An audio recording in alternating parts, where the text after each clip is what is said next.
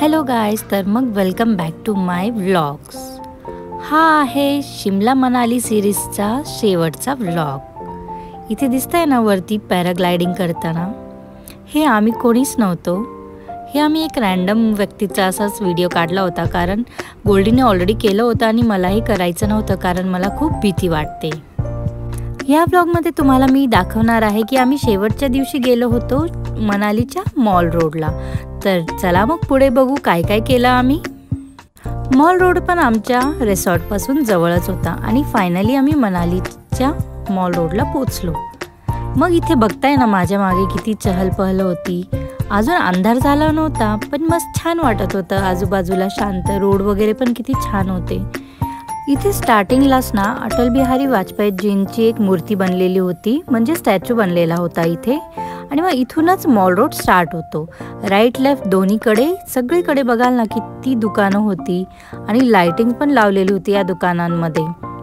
आम्ही जेव्हा मॉल रोडला पोचलो तेव्हा 6:30 वाजले होते, म्हणून इतका अंधार नव्हता झाला. पण मग वातावरण खूपच भारी वाटत होतं. थंड थंड वारा पण होता आणि खूपच इतकी गर्दी पाहून तर मग मस्त वाटत होतं. आजूबाजूला दुकानं तर बापरे, काय सांगू तुम्हाला. मग काय, मी आणि ओवीने सुरुवात केली कोणत्या दुकानात जायचं पहिले.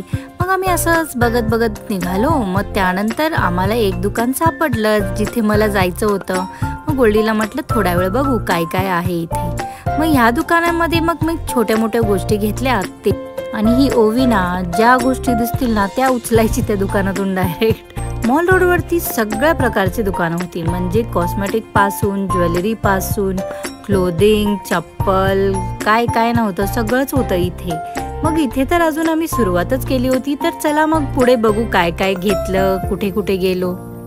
इथे ना ऑनलाईन पेमेंट वगैरे चालेल, कॅश पण चालेल. पण जर तुम्हाला क्रेडिट कार्डवरती खरेदी करायची असेल ना तर इथे कार्ड वगैरे नाहीच चालणार.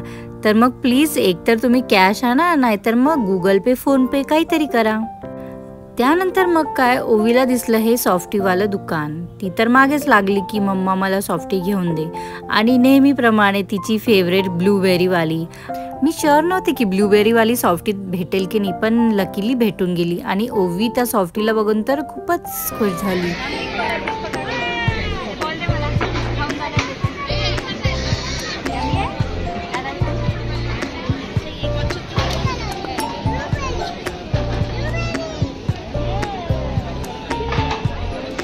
सॉफ्टी घेतल्यानंतर आम्ही पुढे निघालो आणि आम्हाला दिसलं हे तिबेटियन मार्केट. म्हटलं बघू जाऊन काय आहे आत. तर मग इथे असे एक बॅग्सचं दुकान होतं. त्यानंतर वरती ड्रेसेस पण होते. खाली उतरल्यानंतर पाहिलं की आत एक छोटं मॉल टाईप होतं, जिथे सगळ्या प्रकारचे दुकानं होती. शूज, बॅग्स, कपडे, ज्वेलरी.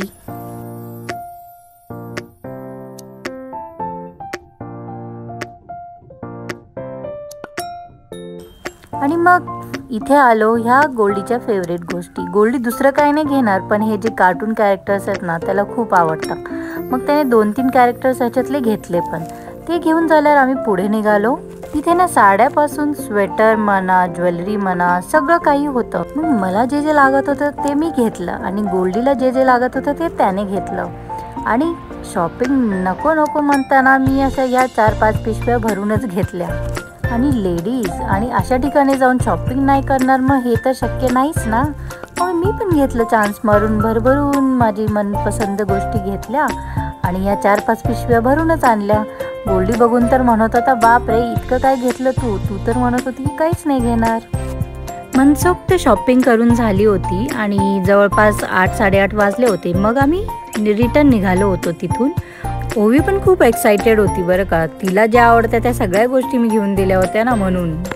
मग काय, आम्ही आमच्या ड्रायव्हर दादांना फोन केला आणि मग रिटर्न आलो आमच्या रिसॉर्टमध्ये. पण नेक्स्ट डे आम्ही सकाळी निघालो होतो दिल्लीसाठी, कारण आमची फ्लाईट होती दिल्लीवरूनच. आता मी तुम्हाला सांगते की आम्ही हा पॅकेज कोणाकडून घेतला होता. एन्जॉय करा दो म्हणून ही एक टूर्स अँड ट्रॅव्हल्सची कंपनी आहे. आणि आम्हाला पॅकेज आम्ही घेतला होता 50,000चा. शिमला मनाली हे जे आम्ही फिरलो ना ते सगळं 50,000मध्ये इन्क्लूड होतं, सगळं हॉटेल्स आणि सगळं काही. आणि मग वरचे खर्च म्हणजे कसं, आम्ही फ्लाईटचे बुकिंग आमच्याकडे ठेवले होते. मग 2 वे फ्लाईट आम्हाला पडली 35,000 पर्यंत तिघांचे. त्यानंतर मग वरची शॉपिंग वगैरे सगळं मिळून आमचा 1 लाखापर्यंत खर्च गेला. फ्लाईटमध्ये बसून पुण्याला चाललो. आणि मग आता आपण कोण कोण चाललो सांग ना. अच्छा. आणि आपण मी सगळी इटिनरी तुम्हाला डिस्क्रिप्शन बॉक्समध्ये देऊन देईल, तुम्ही ते चेक करू शकता. आणि मग माझे व्लॉग असेच बघत राहा, असंच प्रेम दाखवत राहा. पुढे मी तुम्हाला काय काय आणणार आहे तुमच्यासाठी, कोणते व्लॉग्स दाखवल, कुठे गेली होती, काय केलं ते पण बघण्यासाठी प्लीज माझ्या चॅनलला लाईक शेअर सबस्क्राईब करायला विसरू नका आणि भरपूर प्रेम दाखवा.